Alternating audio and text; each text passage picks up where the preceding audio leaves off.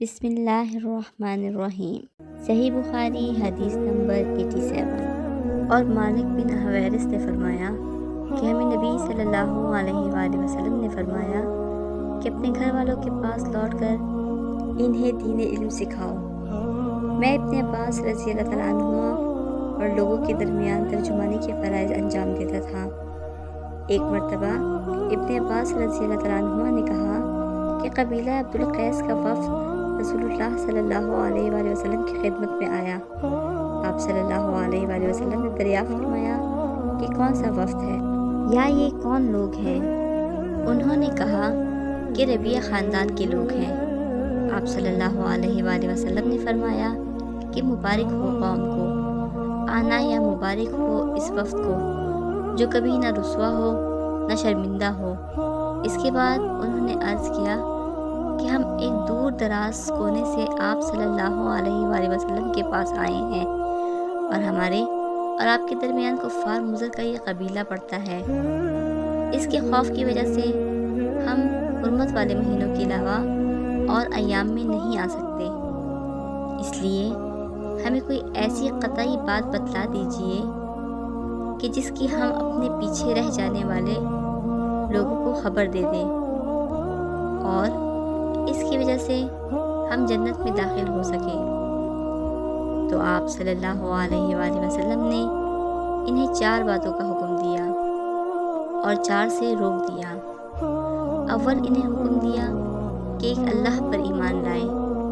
پھر فرمایا کیا تم جانتے ہو کہ ایک اللہ پر ایمان لانے کا کیا مطلب ہے؟ انہوں نے عرض کیا اللہ اور اس کے رسول زیادہ جانتے ہیں۔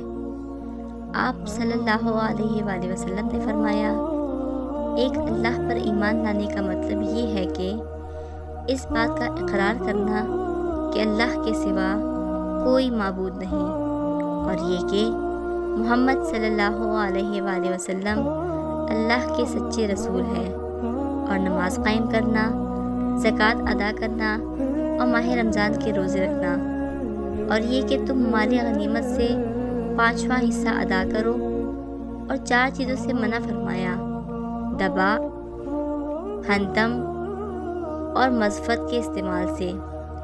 اور چوتھی چیز کے بارے میں شعبہ کہتے ہیں کہ ابو جمرہ بسا اوقات نقیر کہتے تھے اور بسا اوقات مقیر۔ اس کے بعد رسول اللہ صلی اللہ علیہ وآلہ وسلم نے فرمایا کہ ان باتوں کو یاد رکھو اور اپنے پیچھے رہ جانے والوں کو بھی ان کی خبر کر دو۔ صحیح بخاری حدیث نمبر 88۔ عقبہ نے ابو الوہاب بن عزیز کی لڑکی سے نکاح کیا تو ان کے پاس ایک عورت آئی اور کہنے لگی کہ میں نے عقبہ کو اور جس سے اس کا نکاح ہوا ہے اس کو دودھ پلایا ہے، نہ تو نے کبھی مجھے بتایا ہے۔ یہ سن کر عقبہ نے کہا مجھے نہیں معلوم کہ تو نے مجھے دودھ پلایا ہے۔